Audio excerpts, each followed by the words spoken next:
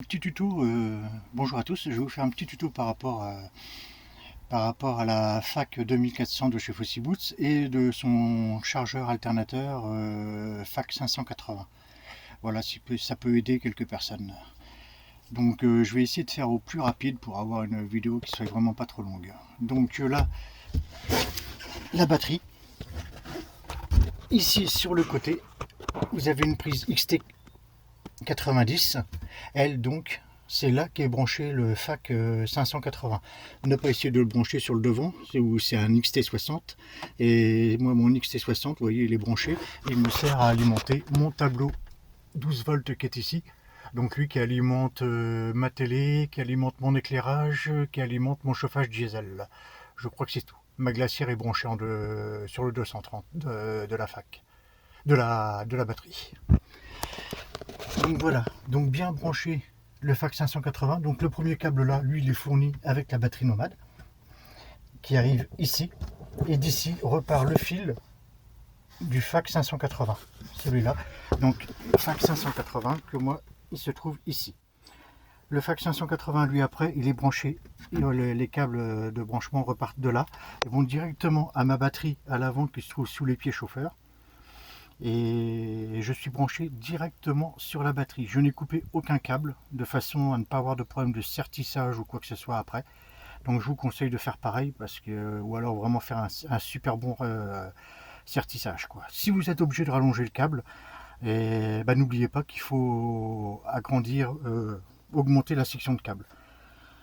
Voilà, donc le câble d'origine, lui, on ne le verra pas parce que ça se trouve dans l'aluminium batterie, mais d'origine, c'est protégé par un fusible 70 ampères. Voilà, donc pour faire rapide, on va allumer la batterie. Voilà, batterie démarrée. J'allume mon FAC 580. Donc il clignote en rouge, tout à fait normal, le véhicule n'est pas démarré. Donc je vais vous démarrer le véhicule maintenant.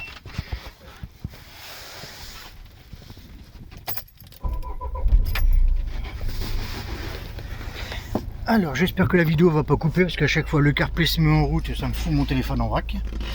Donc voilà, donc là vous voyez, véhicule démarré, le FAC 580 s'allume bien en vert, position 1.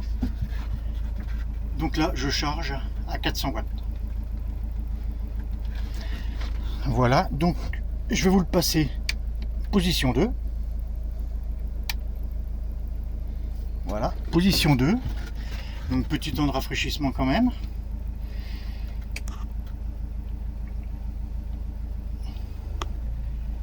Voilà, on entend une légère baisse du camion quand même parce que l'alternateur est tire. Hein. Et donc en position 2, je charge à 500 watts environ. Donc voilà, tout ça pour vous dire que ceux qui ont des problèmes, faites attention bien à vos branchements, être branchés au bon endroit, de ne faire aucune modification. Je pense que c'est relativement important. Et puis, autre précision, moi le véhicule c'est un Opel Vivaro de 2004. Donc il n'est pas équipé d'alternateur intelligent. Alors ceux qui ont des soucis avec l'alternateur intelligent, je pense que faudrait aller voir sur des tutos. Il y a une platine électronique normalement sur le dessus de la batterie, je crois, pour la gestion de l'alternateur intelligent. Est-ce qu'il faut se brancher avant cette platine? Je sais vraiment pas du tout. Je peux pas vous conseiller là-dessus. Et voilà, mais moi sinon après de l'ensemble, j'en suis vraiment super content, quoi. J'ai aucun souci avec ça.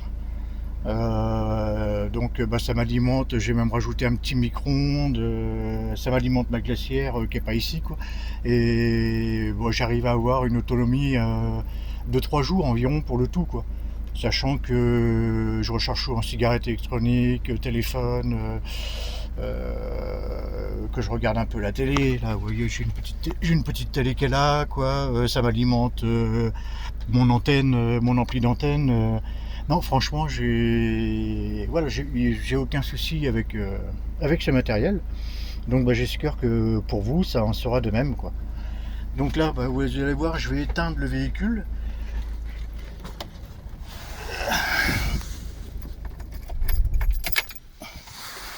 Voilà, véhicule éteint. Donc on peut voir que pour le moment, le FAC 580 reste allumé en vert.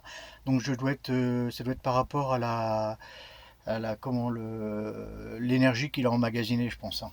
Donc vous voyez là, lui il est allumé en vert et au niveau de la batterie, on voit que ça descend pas tout de suite à zéro. Ça c'est pareil. J'ai tout depuis que j'ai fait le montage, ça a toujours été comme ça. Donc je pense que c'est tout à fait normal. Ça doit vider certainement le jus qu'il y a dans le FAC 580. Au bout d'un moment, je retombe à zéro. Voilà, voilà. J'espère que cette petite vidéo vous aura aidé. Et bah voilà. Et puis moi, je veux dire que bah, je suis vraiment très très content de cet ensemble pour mon van, quoi. J'ai une autonomie qui est vraiment tout à fait correcte avec ça. Voilà. Et pourquoi j'ai choisi ça? Parce que beaucoup de questions, et du moins j'ai beaucoup de gens qui me disent ouais c'est nul, les batteries nomades, machin et tout, c'est dangereux, c'est mal fait.